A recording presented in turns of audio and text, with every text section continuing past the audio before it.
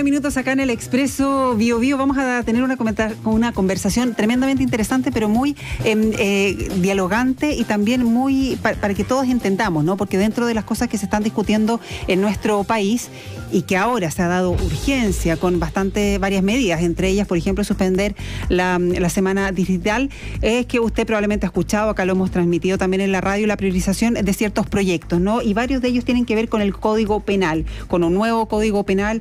Hay suma urgencia para modificar en el Código Penal, por ejemplo, y agravar penas en delito de secuestro, en sicariato, en fin, se habla mucho del tema del Código Penal y lo queremos aterrizar acá en el Expreso Bio Bio. No en abogadez, no, en un... abogadez, dícese del lenguaje de abogados que... El jurídico que quizás es más lejano para la mayoría de las personas. Sí, no, esto va a ser cercano. Lo invitamos a hacerse parte de la conversación ahí en el WhatsApp. De hecho, estamos con el profesor de Derecho Procesal de la Universidad de Chile, es además consejero del Colegio de Abogados, profesor Matías Insunza, que está acá en el estudio. ¿Qué tal, profesor? ¿Cómo está? Gracias por venir, profesor. Muchas gracias, Loreto. Muchas gracias, Álvaro, por la invitación. A ver, si estuviésemos en una de sus clases, somos alumnos de primer año, y queremos entender qué es lo importante, qué es lo relevante en esta agenda de seguridad que se ha presentado. Se están priorizando 15 proyectos. ¿Qué destacaría usted? Yo pienso que la situación en la que estamos nos obliga a todos los que participamos en esto a tratar de explicar esto de manera simple. Creo que si nosotros estamos con lenguaje demasiado técnico, no podamos lograr resultados. Yo creo que hay elementos bien relevantes. Lo primero es que estamos en una situación compleja, donde han ocurrido hechos gravísimos, y la primera respuesta que uno siempre escucha es, bueno, aumentemos las penas. Y la verdad es que toda la experiencia ha dicho que el aumento de penas no implica un efecto disuasivo. O sea, si nosotros tuviésemos una situación donde las penas fueran altísimas, no necesariamente vamos a eliminar la comisión de hechos delictuales. Eso, perdón, experiencia nacional e internacional. Internacional. Eso es un hecho que es relevante. Es más, la situación que ocurrió lamentable de la muerte de un carabinero tiene una pena asignada altísima. Y ya hemos visto que están sucediendo bastantes casos de estos lamentables sucesos. Entonces eso es primero para ir descartándolo. Por tanto... Ya se han anunciado proyectos que aumentan las penas en el caso de que se atente contra la integridad de un Claro, y ya lo tenemos. Y eso ya está. Ya está. Entonces el punto es cómo nos enfrentamos. Efectivamente tenemos un código penal, yo no soy penalista, yo soy de Derecho Procesal, pero es de 1874. Por lo tanto, sí es necesario que se le dé una mirada global y que abarque un poco las realidades. Hoy día teníamos sanciones donde el que corriere carruajes, Álvaro se acordará de la facultad, cuando nos enseñaban esas cosas que la verdad que están bastante obsoletos, y necesitamos hacernos cargo de eso. Pero también yo creo que es importante entender que tenemos herramientas en las cuales debemos tratar de hacernos cargo. Tenemos una policía altamente especializada, pero que quizás no cruzan toda la información que debieran. Tenemos muchas personas que están en la calle con órdenes de detención que no se han podido ejecutar, no se han podido cumplir. ¿Por qué no buscamos mecanismos donde las personas, por ejemplo, a través de sus claves únicas que participan permanentemente en la vida cotidiana, bueno, que se señalen alertas para lograr resultados? Esas son soluciones no legislativas. O sea, son soluciones no legislativas, pero que en definitiva son creativas para poder lograr objetivos. Y eso es bien importante también entender que esta coordinación policial va a ir dando resultados a medida que tengamos la conciencia de que actuar todos de manera conjunta y no de manera aislada. Las policías la policía de investigación actúa por su lado, Carabineros actúa por su lado, Fiscalía por su lado, Poder Judicial por su lado, pero de repente falta unirse.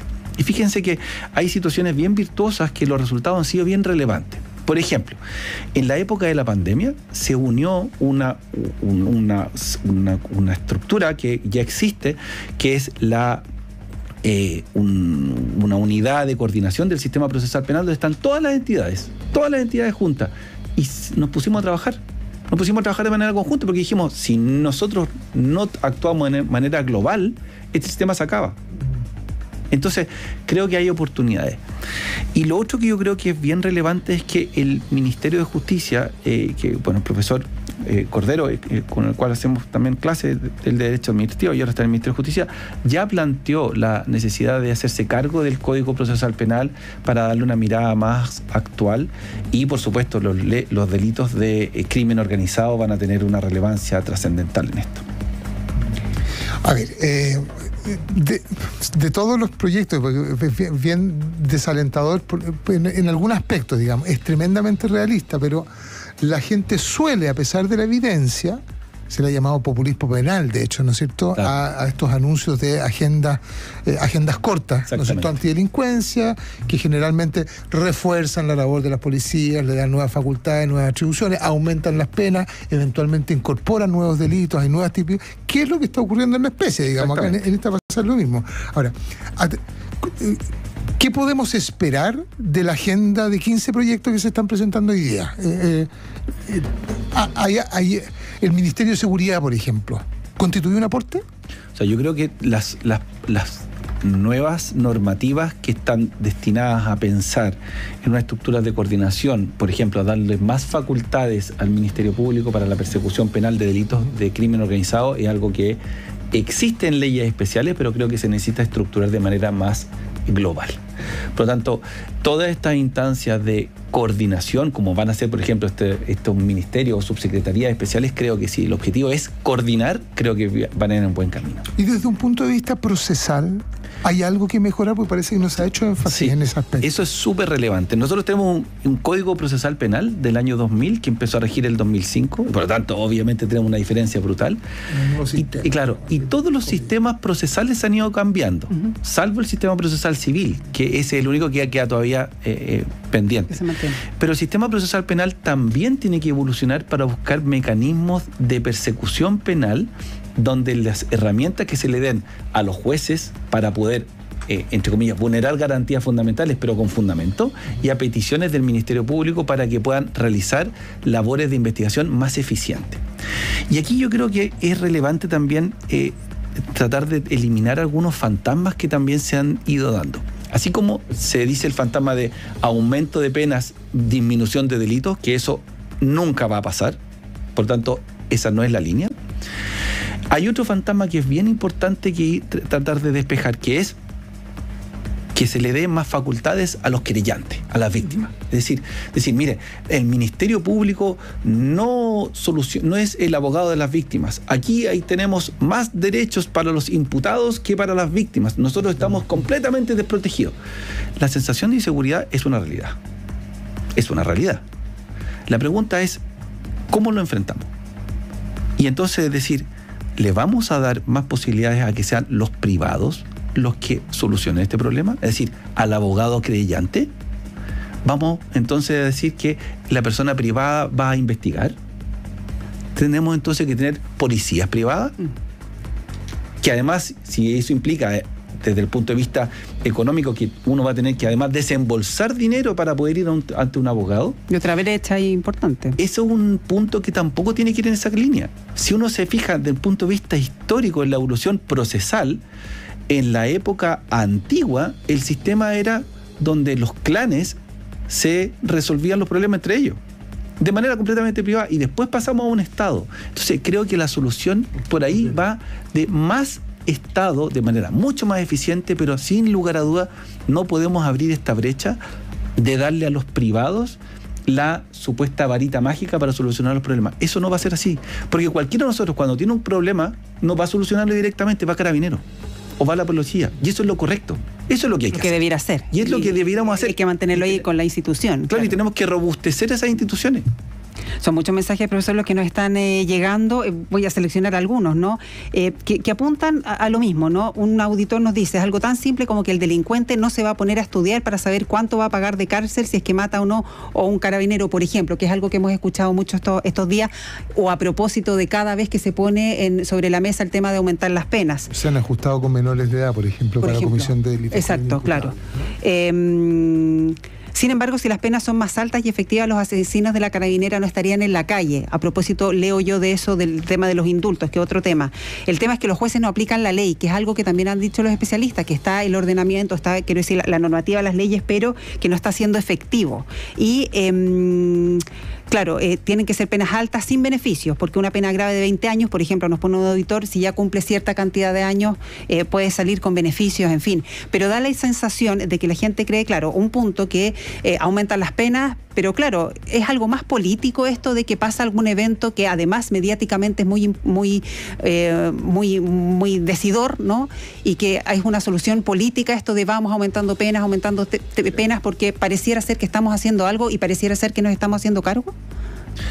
Yo creo que el planteamiento que también se hace de que los jueces no aplican la ley, eso no es efectivo. Los jueces aplican la ley. Lo que pasa es que la ley no solamente establece sanciones penales, sino que establece mecanismos de soluciones alternativas a la prisión preventiva. Ajá. Uno piensa que la única respuesta a una condena tiene que ser que la persona esté privada de libertad. Y eso, por supuesto, frente a los delitos graves, gravísimos, no nos queda sino coincidir. Pero no es lo mismo una persona que comete un hecho grave y gravísimo siendo un primerizo que siendo un reincidente. Y eso en todos los sistemas están las posibilidades de buscar sanciones que son aplicadas y la persona va a estar condenada, pero con una forma de cumplimiento distinto. Aquí yo creo lo relevante es que, uno, hay personas que están con órdenes de detención pendientes que no se han cumplido. Dos, hay personas que siendo reincidentes no los han encontrado y cuando los encuentran las posibilidades hay, como han pasado mucho tiempo, que les dan beneficios carcelarios porque aplican la ley. Y por tanto eso nos obliga a darle una mirada global al sistema. Ahora, vamos a tener un sistema donde vamos a aumentar la pena y que la única respuesta va a ser la prisión preventiva y la única respuesta va a ser la cárcel. Eso tampoco va a funcionar. Tampoco puede prosperar. Entonces, tampoco podemos caer... Pero la discusión sí podría avanzar hacia allá, ¿no? La discusión va a ir avanzando hacia allá. O sea, claro, si se percibe ineficacia, que no hay cambios, que es lo que podría pasar si es que nosotros alentamos demasiadas expectativas, y es lo que estamos tratando de hacer acá. Por ejemplo, en esta última agenda corta, porque esta es una agenda corta también, ¿no es cierto? Otra más. La discusión podría ir avanzando precisamente hacia buscar medidas más, comillas, no sé, eficientes, pero no son eficientes, son más espectaculares, son más drásticas. Son más drásticas, ¿no? Y esto es mientras más posibilidades le damos de persecución penal, también es relevante ir viendo cuáles son los derechos de todos nosotros como ciudadanos que se van limitando. Y le voy a poner un ejemplo. Hace un tiempo atrás se discutió mucho el tema del control de identidad preventivo. Ah, sí, bueno, ahora está desatado, digamos. Claro, sí, y que la policía pueda... Que antes era la detención por sospecha. Claro, que a cualquiera de nosotros nos puede decir, oye, ¿y usted a dónde va? ¿Qué está haciendo?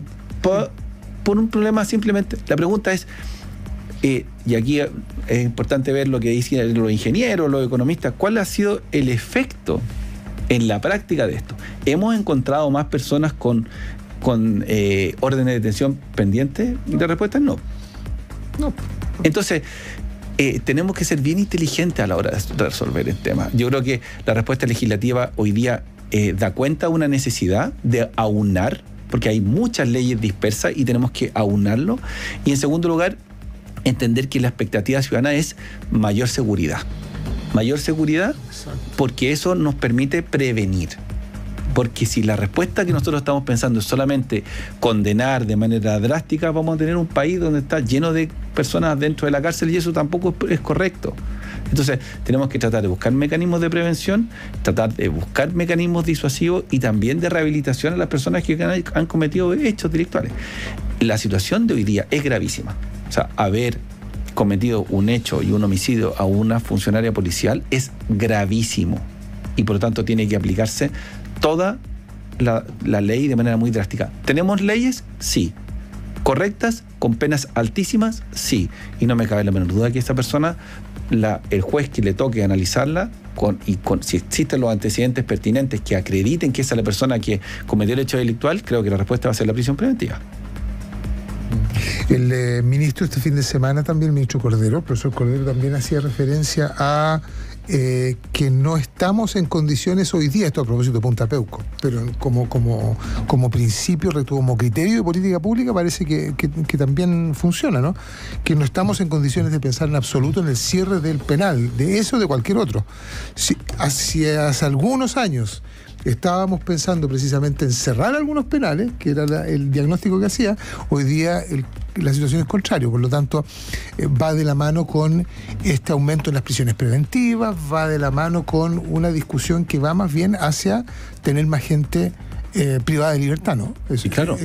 La realidad actual da cuenta de que en los casos en que el Ministerio Público pide la prisión preventiva, hay un porcentaje altísimo donde el juez la concede. El juez no puede decretar prisión preventiva si el Ministerio Público no lo pide o el querellante o la víctima no lo solicita. Actúa, en ese caso, a petición del ente persecutor. Estamos en una situación dramática de prisión preventiva en Chile. Hacinamientos carcelarios y que hay que también hacerse cargo de eso. Así que yo creo que estamos en un momento importante, en un momento en que tenemos que darle una mirada, reflexionar sobre el particular. Tenemos que darle una respuesta a este problema de seguridad que lo tenemos todos. Y yo estoy convencido que el problema de seguridad se resuelve no necesariamente con mayores penas, sino que con mayor eficiencia, con mayor eficacia, con coordinaciones correctas, con búsqueda de las personas que están actualmente con orden de detención. Es que eso nos están escribiendo mucho los auditores. Nos quedan un par de segundos, pero eso, porque dicen, claro, existen las leyes, existen las penas, en fin, pero la gente está en la calle. Claro. ¿Qué es lo que falta y quién está haciendo mal la pega? O sea, yo creo que estamos todos haciendo mal la pega. Todos. Y cuando digo todo es cada uno de nosotros, porque nosotros podemos saber incluso que hay personas que tienen órdenes de detención, pero nosotros no vamos a Carabineros, no avisamos. Ahora, todos los trámites que están actualmente en Chile requieren tramitación online. Pongo mi clave única. Sí. Bueno, ¿y por qué no se pone una alerta en la clave única para que esa persona que tiene una orden de detención, que hace este trámite, porque lo requiere, no puedan empezar a perseguirlo? ¿Hay esa coordinación? Yo estoy seguro que no. Profesor, le queremos agradecer mucho haber venido acá a la radio, explicarnos también lo que está sucediendo. Son todas conversaciones que se van a mantener, reiterar por este tema de la agenda corta. También hoy día se está viendo en el Congreso. Matías Insunza es profesor de Derecho Procesal de la Universidad de Chile y es consejero del Colegio de Abogados. Muchas gracias, profesor, por venir acá. Gracias, Matías. Buenos días. Encantado. Muchas gracias, profesor. Muchas gracias.